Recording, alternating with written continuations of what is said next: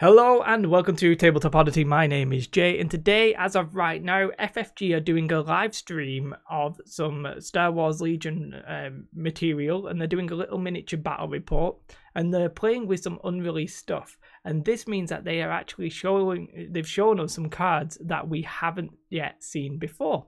Now the key thing is, it is currently happening right now. They might eventually reveal the command cards for Bosk and Sabine, but I don't personally have the time to do that this evening. So if you want to try and check out the actual live stream, do feel free to do that. But we have seen some upgrades for some stuff that we hadn't seen, and I'm just going to very quickly try and go through those. At the end of this video, if you do like, then do consider liking. If you've not already subscribed, please do that, and if you want to support me on Patreon, that would always be greatly appreciated. So the first card, the Outer Rim Speed Jockey, gives you cover 1 for 10 points. I think cover 1 and cover 1 in this context would actually give you heavy cover, so maybe the Earth Speeder could use something like this. I'm not necessarily a fan of cover on a vehicle, because when it comes to it mattering, it needs to be a very specific number. So for example, let's say you've got cover 1, right? But I've got a DLT. If I shoot you and I get 2 hits, then the cover just negates one of the hits, and then I convert the other to a crit. If I roll 1 dice, then it matters, and if I roll 0, it doesn't. So it has to be the exact number of dice that I rolled that counts. Hopefully that I explained that well enough for you to understand, but I don't think I did. So I'm not necessarily a fan of that. For 10 points, it might be fine, it might not be. I need to see it played. But it's a pilot that goes on all the Rebel vehicles, so you might be able to get some use out of it at some point. The Rocket Gunner here is an interesting thing. It's a non-exhaustible card, which is interesting, and the fact that I think it makes up for that by being 36 points. Impact 2, range 2 to 4.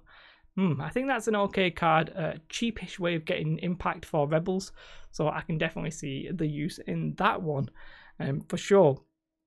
It just changes your hit to crits. I was like, it says something else, but it doesn't say anything else that interesting. Now, we had seen a bit of this card, or it was at least speculated that the personal combat shield would be a shield for Sabine, and that is essentially what it is. We don't necessarily know what it does. The recharge and the shield tokens, maybe if I watched the live stream, that would crop up in that, but as I said, I don't personally have the time to do that. But it's nice to know that it is definitely a shield. I suspect it'll be something like, for that round, or when you've got it up, maybe it'll be like cover 1, maybe you just reduce your hits, even after you've rolled your defense dice, something like that. But it's Sabine Ren only, so it's cool. I like the fact that it's there. I don't know what it does, but 10 points, I'm sure it'll be okay. And then we move on to what I think he's using this, Alex is using this for his DLT, but this is just a generic pilot for vehicles, and it comes with the tank. Did I say DLT? But the tank. And it gives you surge to hit. Now that looks really beneficial for the ATST. The ATST, as far as I know, doesn't have any surges. Being able to surge to the hit, that is going to change quite significantly your odds of doing more damage. It basically gives you a 1 in 8 on every single dice, so if you're rolling quite a lot of dice, it's going to start mattering at the end of the day. So surge to hit, 10 points. I think that card is, I was going to say the sleeper hit, but I think that's going to be a pretty decent card. Then we move on to the Death Topaz. Now this is the opposite side of the config card. These are exhaustible, right? I think that whatever that's, I think exhaustible is a phrase. Hopefully it is. Don't correct me if I'm wrong. But it's range 1 to 4 with a black dice. Now I think they're normally range 1 to 3 with a black dice. However, this is going to add suppressive at range 4.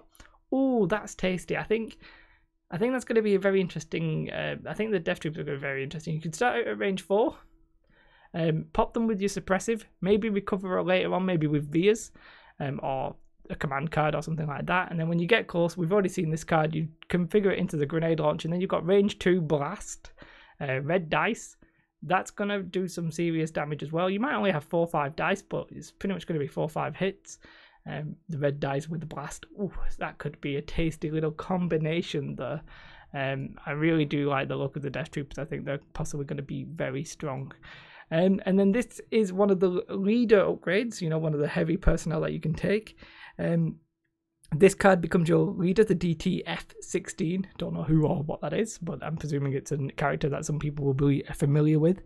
And you gain Compel, and Compel's going to be interesting because it's after another friendly unit at range 1 to 2 rallies, if it is suppressed but not panicked, you can take 1 suppression token and perform a move action. We already knew that, but I'm just reading it just for my own sanity. Essentially, when you're suppressed, it's not just that you have a suppression token, you have to have been suppressed, as in you would have lost an action.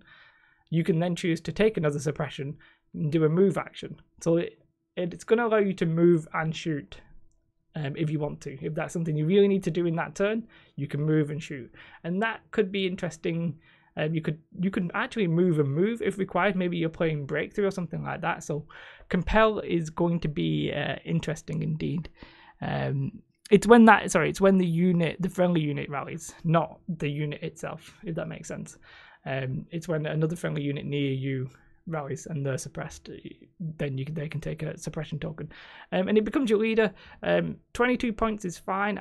The dice there, the black and the white, they've literally sort of given you the minimum amount of dice that you could for that upgrade. Apart from being a black dice, which would have been the same as normal. That's there because Compel and Leader is going to be pretty strong, because you become the leader of that unit, and it'll never go until you're the last person. So yeah, and you've got Compel for until you die. Yeah, I think that's pretty interesting, pretty decent. So that's just a quick look of some of the stuff that's been revealed on this stream. Many apologies that I can't wait it out, because by the time I go to bed and everything will be done in the morning. I just wanted to get this video out. Hopefully you don't mind it too much. I thought it was worth having a look at these. Cover 1, that's going to be interesting. Impact 2 without it being exhaustible. Tasty. That shield, we'll have to wait and see what that actually is. Surge to hit for vehicles as a pilot for the Imperials, the ATST, a little buff there. And yeah, that range 4 suppressive, I really like that. I think I don't know what Krennic's command cards will be, but there's that generic command card, I think that lets you recover, and there's the Via's one, I think that lets you recover as well. Or is that only vehicles, or is it anything? I'll have to double check. Either way, I think that's going to be an okay card, because all you can do, you could take that 8 points just for the one shot in round 1, and then just go back to your normal dice. I think it's probably actually worth it. If you target a specific unit in the specific place, you could possibly get them off the board. So I like them. I think these are some interesting upgrades. I think the Death Troopers are going to be pretty strong, and it's interesting to see how we're using future waves to possibly help the previous waves, as in like new pilots are maybe going to help the Airspeeder and maybe going to help the ATST, as well as helping themselves, if that makes sense. So yeah, that was just a quick video. We'll probably get articles on them soon, and once we've got the full screen nice versions of them, I'll come back and we'll actually talk through them properly. But for now, that's all I can do. If you liked this video, like, subscribe, Patreon. Have a beautiful day. Goodbye. That's like a weird Pokemon. Goodbye. Have a beautiful day.